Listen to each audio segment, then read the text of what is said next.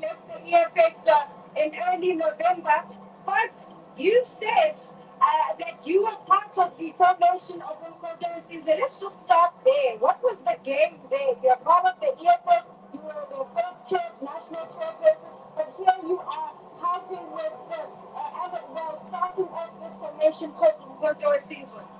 Yes, it's been, thanks for our question, because it's been the most misunderstood thing. Yeah.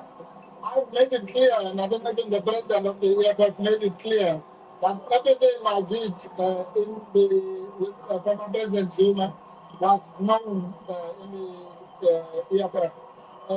He has even related some of the discussions we had, although some of them inaccurately. But the point is that at that time, the idea was not to leave the EFF or anything like that. It was to assist in forming a broad alternative, or what we call now the progressive caucus.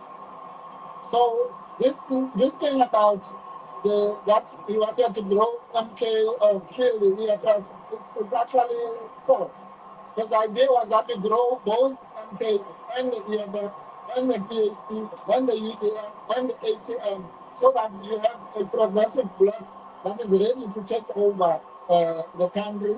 Because some of us were able to predict even then that the ANC was not going to make the 50% threshold. So the idea was to create what I then called in my presentation three blocks. You have the so-called moonshot pact, you have the ANC, and then you are going to have the Patriotic Front. So the ANC would have to choose whether it goes to the right or to the left. And as we know, it went to the right. So that was the idea. The issue of now moving to MK is a separate thing that has its own dynamics. But at that point, there would have been no need for anyone to move from where they were. So how do you think then Julius Malema has seen these moves as a betrayal or seen it as though, you are trying to kill his party because now he's declared he's declared the Umkhonto Sizwe party an enemy. Floyd Chibampule, then it was you. It also seems that this was well coordinated and planned well before even the election, yes? Yes, well, it's a pity that anybody who is, as I say, call themselves progressive would declare a party such as MK, which has set out its objective, which is supported by millions of poor South Africans, as an enemy. Because then it means all those millions of South Africans are your enemy, which is very unfortunate. What really has happened is that, and also that whole thing is built, as I said before, on the false narrative. For example, there's this thing that I said the EFF must be collapsed into MK. That's a lie. Absolute nonsense. I don't even know how that would work. How would you collapse the EFF? What do you do? So then why leave the EFF? Did you no longer believe in the EFF? Yes, but that's a different question. I'm saying live in the EFF and wanting to collapse it are not the same thing. I'm telling you that as a fact. There are people who were in the meeting where I did the presentation. The president of the UDM was there, president of AZAPA was there, two representatives of the EFF were there. So if I had said that, they would know. You can go to them. They'll tell you that's nonsense. It was never said in that meeting. And this whole dialogue is built around that lie. You cannot build a progressive platform on a lie. Let's take that aside. The issue about going to MK is because I personally, as a South African, I can join the freedom class if I want. You can join the DA if you want. That's what we fought for. So I, Dali Mpofu, believe that the platform that is going to take us quicker to total liberation, to the unity of our people, which has eluded us for more than 350 years. Is Umkhonto Sizwe. Am I right? I don't know, maybe I'm wrong. It doesn't matter. The idea cannot be wrong. So if you believe in the Catholic Church and I believe in the Methodist Church, neither one of us is right or wrong. But the question then becomes, when did you realize that not EFF but MK? And this is where I think the point comes about some seeing you as a slave or a betrayer. That The MK was formed on the 16th of December 2023. Only in November 2024 do you jump ship. Can you appreciate why some as some would say? No, I cannot appreciate illiteracy because it means you or those people have not read. I wrote a 10-page document, but our people probably think maybe 10 pages is a bit long. Yeah. But 10 pages explaining that anyone who has read that document will not ask what you're asking because I explain it painstakingly what the process was and what it was not. So to be asked this is really actually it's unfortunate because it means people are refusing either to read the thing or to analyze it. Read the thing, even if it's not true, then come and debate it with me. But don't come with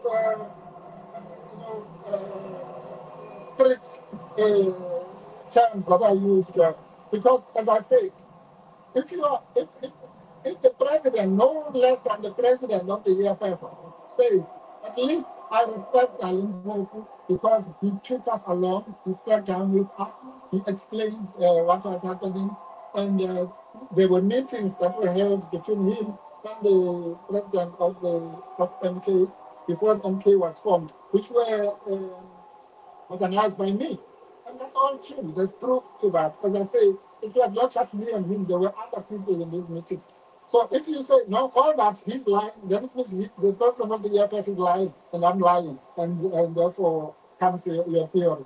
But anything that's not based on fact, how am I expected to respond to that, honestly? All right, let's talk about today. 1 year since Umkhonto Sizwe Party, undoubtedly a political juggernaut. 45% in KwaZulu-Natal, but they're not running the province, Dali. What's to be said about that? Yeah, well, that's unfortunate because, again, it's the duplicity that I hope the people, because the most important is not me or you, it's the people. I hope the people are watching that because the same parties that say, no, no, we have to be calling the shots in the so called GNU because we got 40%. At the same time, the party that got 45% more than the 40% must not run KZN. Now, that's just duplicitous. And South Africans are very discerning. You know, you can't just fool them like that. They can see that kind of hypocrisy. So, yes, MK Party is determined to take over this province and this municipality and various other metros in 2016. The truth, Zianda, is that nobody, you like MK, you hate MK, no one can deny that 16th of December marked a new epoch in the politics of this country. Irreversibly so, and ours is now to consolidate and build on that and make sure that come 2029, we are in charge of this country and bring total liberation and the values that we have set out in our constitution will be realized. Are you concerned, however, Dali, that yes, you've done very well, unexpected for many people in the May 29 polls, but in the by-elections, which are used as a way to measure the temperaments between the big elections, whether local or national, that you've not done as well as you've done in the May election? No, I'm not concerned. That's another sweeping statement which is not analytical. So where are the by-elections you're talking about? In Limpopo, for example, the most recent ones. Now, Limpopo is one of the areas where we did not do well in the national election. So if we get 6% as we did last week, I think, in some place in Limpopo, that's a major thing. Because it shows that there's a footprint. In May, we got 1% in that province. So, is the glass half empty or half full? I think it's half full because it shows that there's a national footprint, there's a potential. You can't hide the fact that we did well in 3 provinces, we didn't do well in 6 provinces. That's why this new phase that we're entering in come tomorrow is going to be a phase of building structures as if there's no tomorrow. So the next 365 days, when we meet here on the second anniversary, we should be able to say what inroads have we made in the Eastern Cape, in Limpopo, and Northern Cape, Free State, and the other provinces where we didn't do that well. In Gauteng, we did well, but we were not satisfied. We had official opposition here and in Mpumalanga. So, yeah, and in the country, of course. But So I'm hoping that by the time we meet here, or not necessarily here, but by the time we meet on the 16th of December 2025, I'll be able to say to you, we're running KZN.